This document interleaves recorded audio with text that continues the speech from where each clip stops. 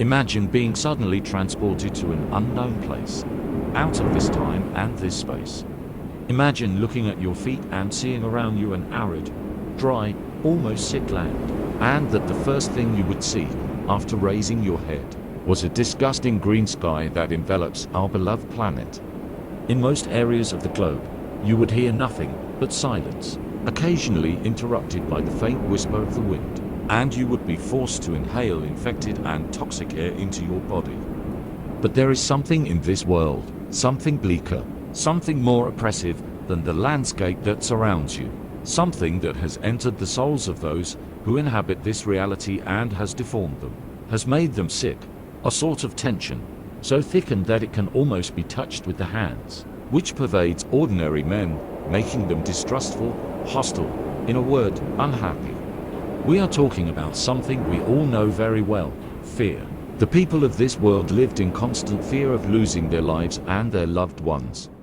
They were able to actively perceive the danger, but they were unable to remedy it. It was something unthinkable, something physically impossible. The difficulties were insurmountable, the enemy unbeatable.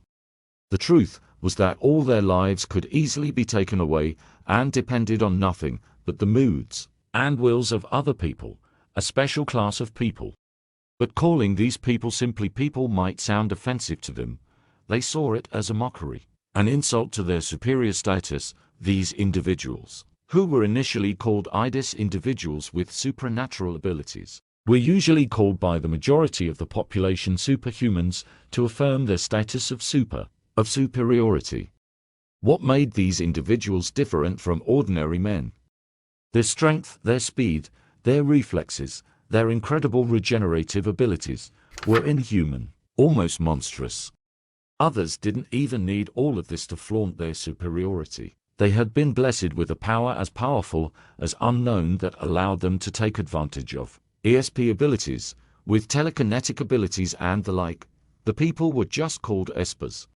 These superhumans, who appeared for the first time 100 years before the events narrated, managed to save this humanity on the verge of extinction from the attacks of some mysterious beings, who were as powerful and appeared as mysteriously as the superhumans. But what remained of society was nothing but misery, caused not only by these creatures, but mostly by those same superhumans who were protecting it.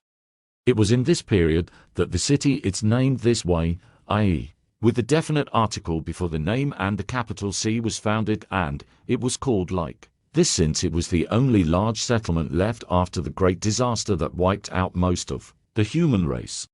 But before going into the story, it should be noted that the superhumans, although they were people capable of generating enormous, destructive power with relative ease, remained identical to ordinary people when it comes to human reasoning, to find a way to reach happiness. Such a great power should not fall into the hands of a single person, because it would end up corrupting them, driving them mad. You don't have to have great powers to achieve your aspiration, but a correct mentality to try to live a healthy life, a life which most of the time is out of our control. This is the main theme of this story.